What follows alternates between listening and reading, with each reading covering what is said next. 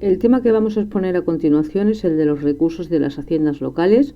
Los epígrafes son los recursos de las haciendas locales, los tributos locales, principios, la potestad reglamentaria de las entidades locales en materia tributaria, contenido de las ordenanzas fiscales, tramitación y régimen de impugnación de los actos de imposición y ordenación de tributos y, por último, el establecimiento de recursos no tributarios. Este tema yo lo he elaborado mediante o utilizando el artículo 133 de la Constitución, que lo estáis viendo ahí, además algunos artículos de la Ley de Bases de Régimen Local y algunos artículos de la Ley de Haciendas Locales y un artículo puntual del Reglamento de Servicios del 55. Veamos sin más dilación el artículo 133 de la Constitución, que nos dice que la potestad originaria para establecer tributos exclusivamente corresponde al Estado y además mediante ley. El apartado 2 nos dice que las comunidades autónomas y las corporaciones locales podrán establecer y exigir tributos de acuerdo con la Constitución y las leyes. No olvidéis que las comunidades autónomas son titulares de potestad legislativa, con lo cual pueden establecer y exigir tributos de acuerdo con la Constitución y las leyes. Pero las corporaciones locales no son titulares de potestad legislativa. Vamos a ver posteriormente cómo se solventa esta aparente contradicción. Para entrar en el epígrafe primero, que son los recursos de las haciendas locales, nos vamos directamente a la Ley de Haciendas Locales en el artículo número 2, que nos hace una relación expresa de todas las fuentes de la hacienda local y que son las siguientes. En primer lugar, tenemos los ingresos procedentes de su patrimonio y demás de derecho privado. De otro lado, los tributos propios. De otro lado, la participación en los tributos del Estado, la subvención, y en las comunidades autónomas, las subvenciones, los precios públicos, las operaciones de crédito, el producto de multas y sanciones en el ámbito de sus competencias y las demás prestaciones de derecho público. Recordad que el artículo 31.3 de la Constitución nos habla de prestaciones personales o patrimoniales. En ambos casos deben ser establecidas y exigidas por ley. De otro lado, el apartado número 2, si bien ya hemos hecho una relación de los ingresos o de los recursos de las entidades locales, para no dejar huérfano o cojo este artículo, mencionaremos que para la cobranza de los tributos de las cantidades, tanto en concepto de tributos como en concepto de precios públicos y multas y sanciones que no tienen carácter tributario, la hacienda local ostentará las prerrogativas establecidas legalmente para la hacienda del Estado. A continuación pasamos al siguiente epígrafe, que es el de los principios de los tributos locales.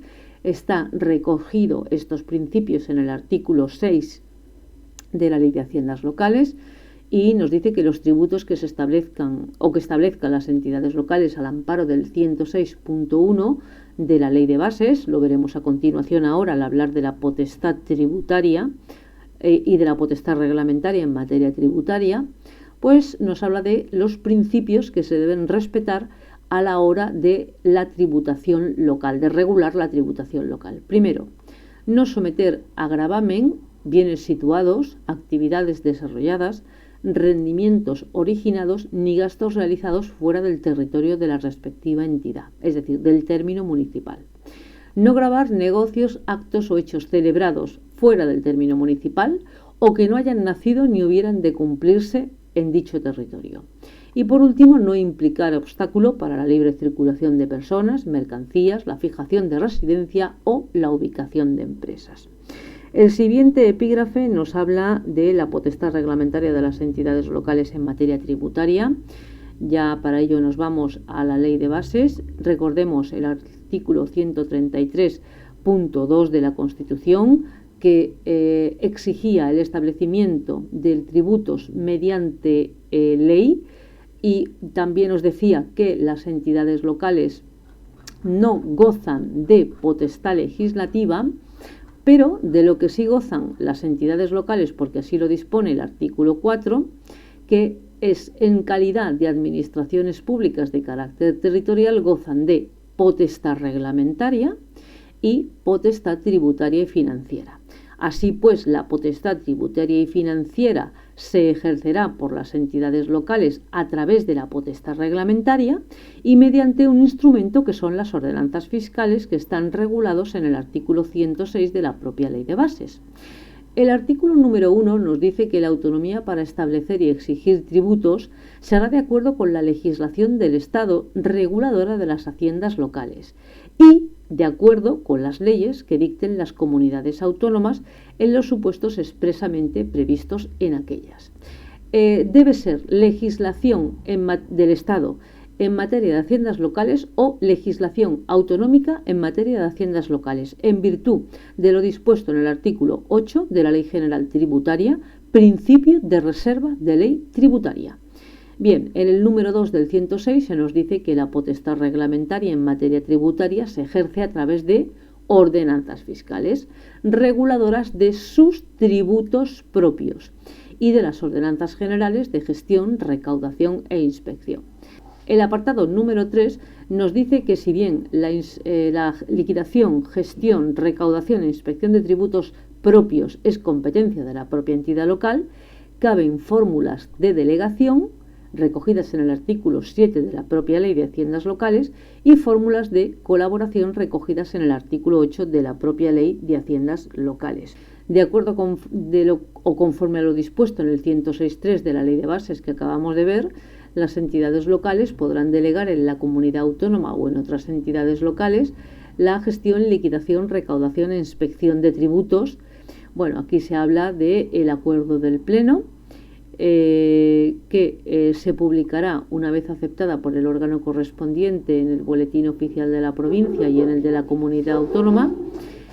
Después nos habla del ejercicio de las facultades delegadas, habla de ajustarse a los procedimientos de la Ley General Tributaria y en cualquier caso la impugnación se hará con arreglo al procedimiento que corresponda al ente gestor, al que está gestionando el tributo, y en último término ante la jurisdicción contencioso administrativa. Bien, a partir de aquí nos vamos al artículo 8 para ver también muy brevemente la colaboración.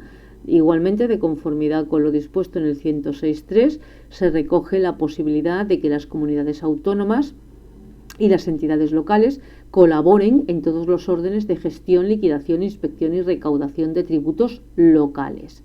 En particular, bueno, pues con facilitar toda la información que mutuamente se requiere, en prestar recíprocamente asistencia, entre otros aspectos, en comunicar inmediatamente actos que pudieran ser susceptibles de gravamen tributario y, por último, podrán elaborar y preparar planes de inspección conjunta. Para no alargarnos más, pasamos ya al siguiente epígrafe que nos habla de las ordenanzas fiscales. Para ello nos vamos dentro de la Ley de Haciendas Locales al artículo 15 y siguientes, que nos hablan del procedimiento de aprobación de las ordenanzas fiscales. Nos dice el artículo 15 que, salvo en los supuestos previstos en los artículos 59.1, el 59.1 nos habla de los tres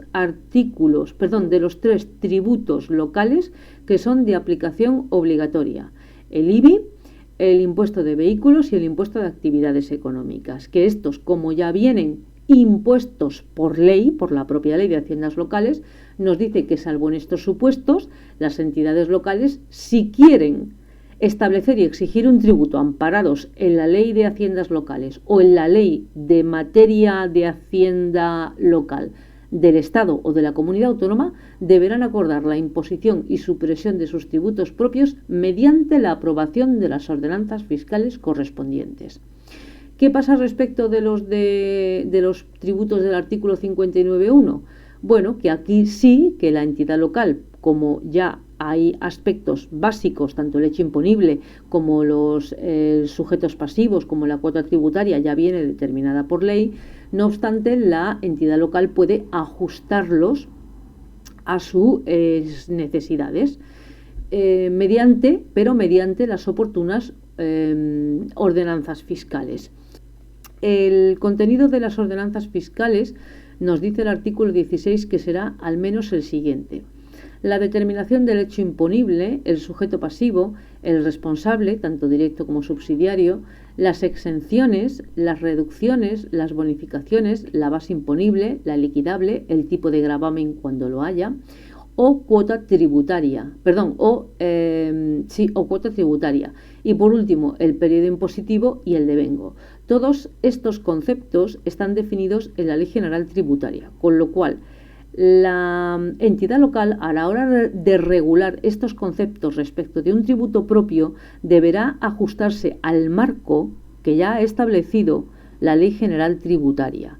Y en concreto, si se trata de los tributos propios del artículo 59.2 y de los otros tributos propios que están recogidos igualmente en la Ley de Haciendas Locales, pero que no tienen el carácter de obligatorios, también los regímenes de declaración y de ingreso, las fechas de su aprobación y del comienzo de su aplicación. De otro lado, el apartado número 2 ya nos dice que las ordenanzas fiscales a las que se refiere el apartado 2 del artículo anterior contendrán además los elementos necesarios para la determinación de la cuota tributaria. ¿De acuerdo? El 2 del artículo anterior son las del 59.1. De otro lado, nos dice que los acuerdos de aprobación de las ordenanzas fiscales deberán adoptarse simultáneamente con los de fijación de aquellos y que los acuerdos de modificación se ajustarán a lo dispuesto en el último párrafo del apartado anterior. ¿De acuerdo? Los acuerdos de modificación de dichas ordenanzas deberán contener la nueva redacción, la fecha de aprobación y el comienzo de su aplicación. Respecto de la elaboración, publicación y publicidad de las ordenanzas fiscales, nos dice el apartado 1 que habrá un acuerdo provisional para el establecimiento, supresión u ordenación de tributos o para la fijación de los elementos necesarios de cara a la determinación de la cuota tributaria o de la deuda tributaria, se expondrán en el tablón de anuncios durante un plazo de 30 días como mínimo, que tendrá el carácter de trámite de información pública. Las entidades locales además lo publicarán en el boletín oficial de la provincia o en su caso en el de la comunidad autónoma provincial.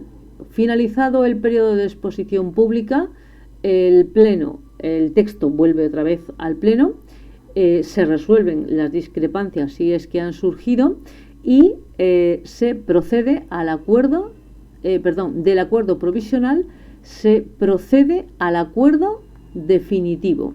Si en el caso de que no se hubieran presentado reclamaciones, este acuerdo provisional devendrá definitivamente aprobado a fecha del primero.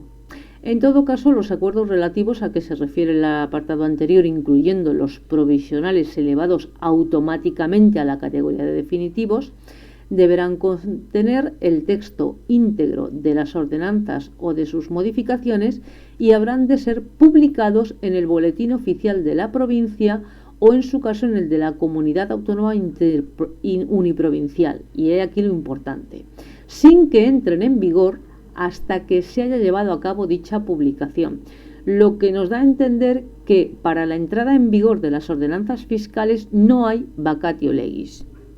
Importante porque para las ordenanzas ordinarias sí hay vacatio legis. Bien, de otro lado, por ejemplo, para la entrada en vigor del presupuesto tampoco hay vacatio legis. De otro lado ya pasamos al artículo 19. Podríamos ver el 18 que habla de quienes ostentan la condición de interesados, pero es que no habrá tiempo para tanto. Las ordenanzas fiscales de la entidad local a las que se refiere el 17.3 regirán durante el plazo determinado o indefinido previsto en ellas, sin que quepa otro recurso que el contencioso administrativo, que se podrá interponer a partir de su publicación. ¿Por qué? Porque despliegan su eficacia a partir de su publicación. Ya lo hemos visto antes que no existe periodo de vacatio legis. En las formas y plazos que se establezcan en la normativa de la jurisdicción contencioso administrativa. Si por resolución judicial firme resultaran anulados o modificados los acuerdos locales o el texto de la ordenanza fiscal local, la entidad vendrá obligada a adecuar el texto de esa ordenanza fiscal. Y también, por último, nos dice que, salvo que expresamente lo prohibiera la sentencia, se mantendrán los actos firmes o consentidos dados al amparo de la ordenanza que posteriormente resulte anulada o modificada, que es el establecimiento de recursos no tributarios. Bien, dado que no son recursos tributarios, no es precisa el ejercicio de la potestad tributaria. Dado que no es preciso el ejercicio de la potestad tributaria, no es preciso el empleo del mecanismo propio de la potestad tributaria, que son las ordenanzas fiscales. ¿Cómo se aprueban, pues, el acuerdo de establecimiento y de exigencia de los recursos no tributarios? Pues mediante ordenanzas generales, artículo 49, si no me equivoco, de la Ley de Bases del Régimen Local. Aquí está, sí señor, el 49. La aprobación de las ordenanzas locales se ajustarán al siguiente procedimiento: aprobación inicial por el Pleno, ya lo hemos visto en el 15, periodo de información pública también por un plazo mínimo de 30 días, presentación de reclamaciones y sugerencias, resolución y aprobación definitiva al Pleno, y en el caso de que no se hubiera presentado ninguna reclamación o sugerencia, se entenderá definitivamente adoptado el acuerdo hasta entonces provisional. Todo esto es en la misma línea que las ordenanzas fiscales, salvo el periodo de vacatio legis. ¿Dónde lo encontramos esto? En el reglamento de servicios.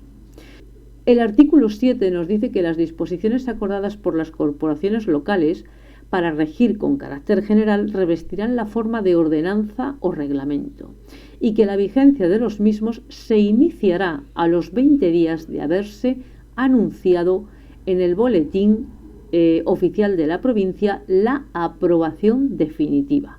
Bueno, pues esto es simplemente lo que hay que decir respecto de los recursos no tributarios, y que estos sí tienen periodo de vacatio legis. Y con esto se concluye el tema de los recursos de las haciendas.